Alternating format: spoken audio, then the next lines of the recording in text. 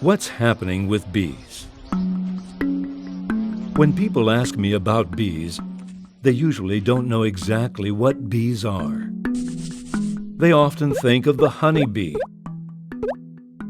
basically because it gives us honey. The honeybee is only one of the many bee species, and it is quite special because it is managed by beekeepers. But there are many more wild bees. Some are big, others small, hairy, or shiny. Some have long antennae, others short antennae. Some have a red behind, some have a yellow behind. There are more than 20,000 different species of bees in the world. For context, there are twice as many bee species as bird species. Most live solitary lives rather than nesting in colonies with a queen, and they are crucial for plants.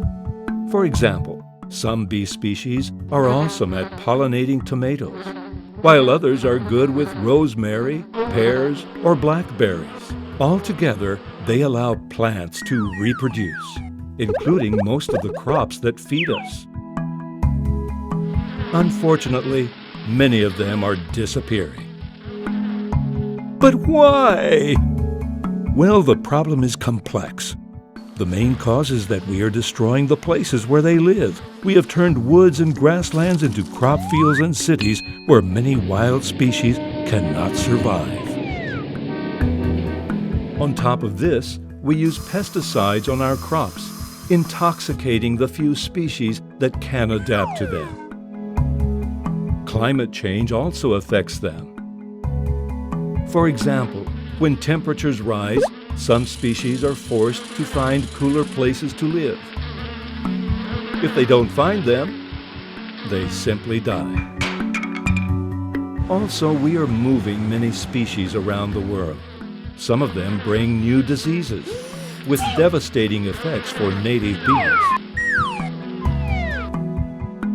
We know that each of these things is causing some bee species to disappear.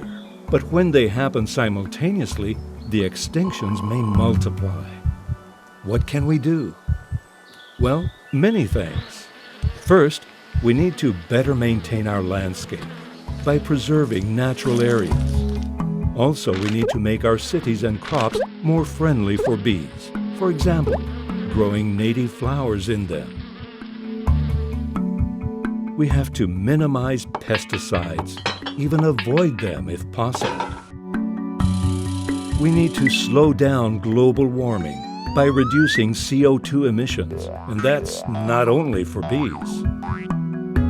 Also, we have to be more careful to avoid moving animals indiscriminately around the world. Stopping bee decline is in our hands. In yours, too.